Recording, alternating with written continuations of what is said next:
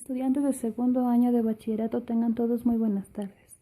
Nos encontramos en la materia de educación para la ciudadanía. Los temas a tratar el día de hoy son los modelos de gobierno y la república.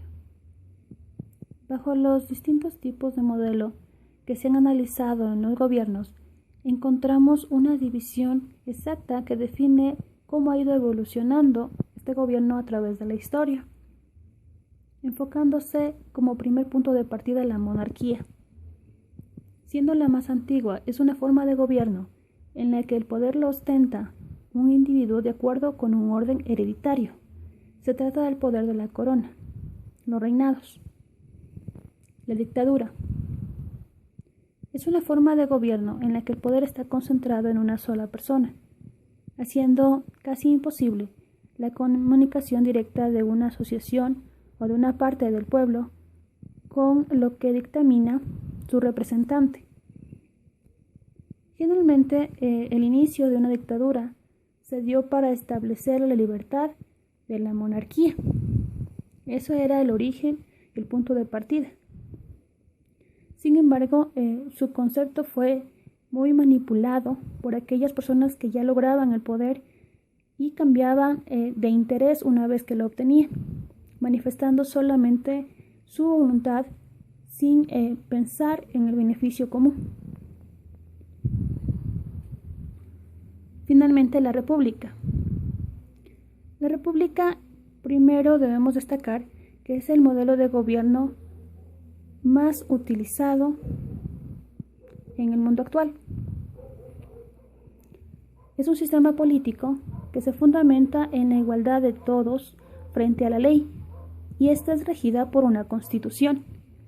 Como hemos estudiado ya las constituciones, vamos a hacer una referencia.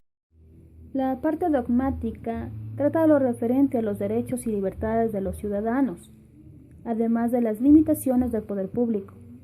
Tiene en cuenta los principios y los valores que orientan el ejercicio del poder. En cambio, la parte orgánica se refiere a la forma en la que se dividen los poderes del Estado y las funciones que cumplen los diferentes organismos públicos. Desde que el Ecuador se separó de la Gran Colombia para construir una república en 1830, hasta la actualidad, la vida nacional ha sido regida por 18 constituciones, las cuales ya han sido analizadas y estudiadas de forma paulatina. Las constituciones del siglo XIX presentaron una tendencia conservadora respecto a la estructura del Estado. De esta manera, en todas ellas se mantiene la división de poderes, tanto ejecutivo, legislativo y judicial. Es importante destacar los diferentes aportes de las constituciones, y más o menos esto traza un marco en la historia de 1925 hasta el año 2006.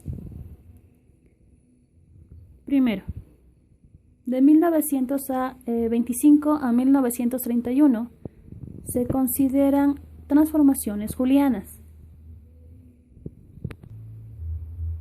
Recordemos que la Revolución Juliana se dio en 1925 y esta introdujo 3 reformas significativas: el reconocimiento de derechos y garantías laborales, que a partir de 1938 forman parte del Código de Trabajo.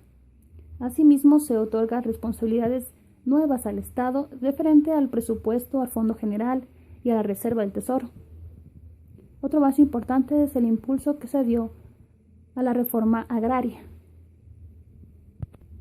La Constitución de 1929, como habíamos estudiado, limita el presidencialismo y el ejercicio despótico del poder.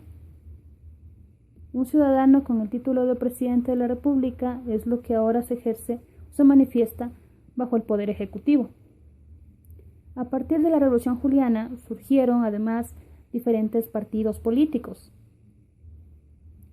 Debemos recordar también que entre 1930 y 1949 se dio una politización de la vida social, es decir, que existieron nuevos actores que formaron parte del escenario político del Ecuador y las élites no fueron las únicas que se enfrentaron entre sí. Esto genera en el Estado una inestabilidad gubernamental. Gracias a la Constitución de 1945 se da un cambio importante en el proceso histórico-político, proporcionado principalmente por la organización normativa de la institucionalidad estatal. Esto es bajo las bases de la democracia y las facultades reales de los campos económico y social. La Constitución se estableció en el Congreso únicamente con la representación de diputados y senadores, y esto creó formas de control sobre la función ejecutiva. Se ejercieron mecanismos de control de la función legislativa sobre la ejecutiva. Se creó la Comisión Legislativa Permanente y sobre todo se suprimió el Consejo del Estado. Decimos entonces que esto es parte de la estabilidad alternante por la cual atravesó el gobierno. Bajo la Constitución de 1967 se da el impulso y el refuerzo a aquellas nuevas leyes que aportaban a los derechos civiles, sobre todo de las sociedades. El papel del Estado debía ser reforzado en cuanto se refiere a su intervención en la reforma agraria y de igual forma a las indemnizaciones que debe cubrir con ese sector por el daño efectuado al mismo. Esto permite un desarrollo modernizante dentro del gobierno. La Constitución de 1979 manifiesta en cambio un refuerzo de las riquezas del Estado, del papel del presupuesto y del correcto manejo. Da una nueva reforma a la Constitución al establecer al Estado como un social de derecho. Se reconoce entonces su carácter multiétnico y pluricultural. Esto amplía los derechos y las garantías constitucionales, pues incorpora a las mismas los derechos colectivos tanto de los pueblos como de las nacionalidades indígenas. En un ambiente de organización y estructura del Estado en base a la planificación del desarrollo económico. Esto permite que los movimientos indígenas se conviertan en importantes actores, ya que provocaron grandes movilizaciones y esto tuvo influencia política en las decisiones que tome el gobierno. Finalmente, en la última Constitución estudiada y emitida, bajo la cual estamos vigentes, es aquella del 2008, promulgada en Montecristi, la cual incorporó el modelo de buen vivir como una alternativa válida para los patrones económicos, sociales y políticos que se aplicaban tradicionalmente en el Ecuador. Se da fundamental importancia a la tierra, a los alimentos, a la vida. Debemos recordar que el concepto de buen vivir fue incluido en la Constitución, con el afán de aplicar un nuevo modelo al Estado, considerando la plurinacionalidad del Ecuador y con la intención de construir una sociedad. A pesar de que la materia de la República es bastante extensa, nos vamos a quedar en esta clase hasta las etapas del Estado a través de la misma. Les pido 2 deberes para entregar el día lunes, por favor, 11.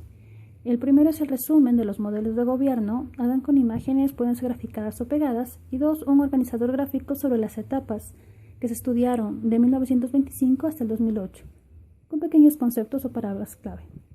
Eso es todo, que tengan una buena tarde, muchas gracias.